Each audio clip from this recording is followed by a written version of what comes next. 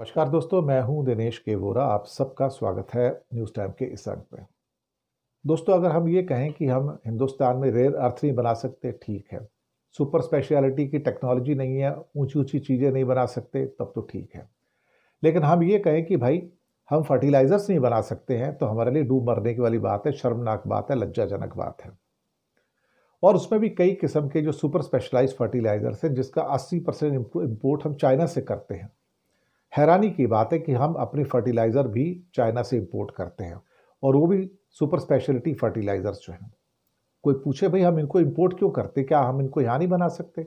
हमारे पास क्या इसकी टेक्नोलॉजी नहीं है? सब कुछ है, हमको आता है।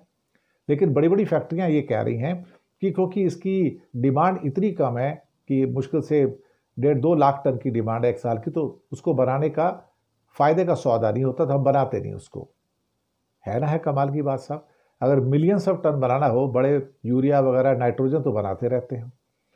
अब ये जो पानी में घुलने वाले इसमें लिक्विड फर्टिलाइजर्स हैं, कंट्रोल्ड रिलीज फर्टिलाइजर्स हैं, माइक्रो न्यूट्रिएंट फर्टिलाइजर्स हैं, फोर्टिफाइड फर्टिलाइजर्स हैं, कस्टमाइज फर्टिलाइजर्स हैं, नैनो फर्टिलाइजर्स हैं, बायोस्टिमुलेंट फर्टिलाइजर्स हैं, ऑर्गेनिक और कई और किस्म के खास पिन पॉइंटेड फर्टिलाइजर्स हैं। तो हम उनको क्यों नहीं बनाते भाई?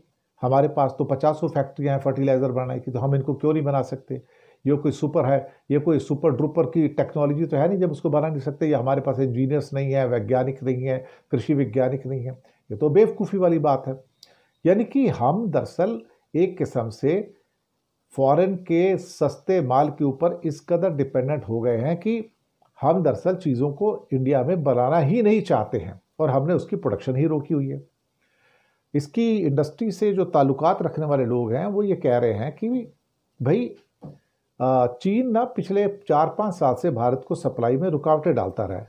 लेकिन 4-5 साल से अगर रुकावटें डालता रहा तो उसके बावजूद भी हमने प्रोडक्शन कैपेसिटी डेवलप नहीं की, तो हमारे लिए तो डूब मरने वाली बात है। और अब तो 2-3 महीने से बिल्कुल सप्लाई पूरी बैन कर दी है। बाकी देशों को सप्लाई हो रहा है, हमको सप्लाई नहीं हो रहा है। तो भाई ऐसा क्यों है कि हमारी सरकार, मतलब हमारे किसानों को जो चोट लग रही है उसके लिए आप फर्टिलाइजर्स की जो डिमांड है उसको भी पूरा नहीं कर पाते, उसके लिए भी चाइना से बात नहीं कर पाते हो आप।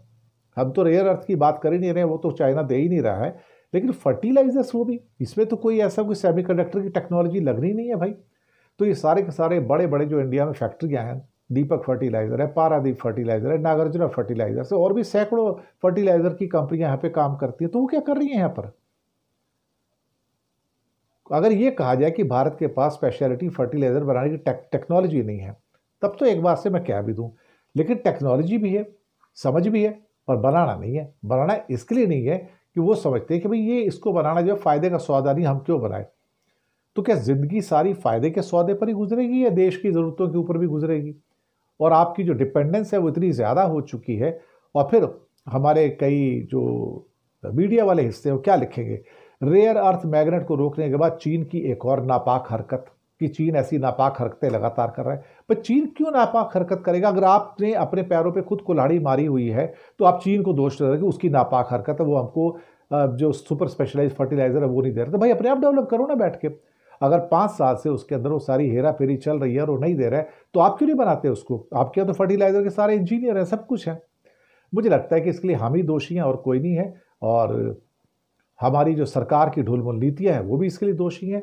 और ज़्यादा से ज़्यादा जो चाइना पर डिपेंडेंस की एक नीति बन चुकी है, वो तो उसके लिए सबसे ज़्यादा दोषी है। और मोदी सरकार इसका जवाब देने में असमर्थ है, क्योंकि वो भी एक्चुअली क्या है कि चाइना को कुछ बोलने के काबिल नहीं है। शुक्रिया आपका।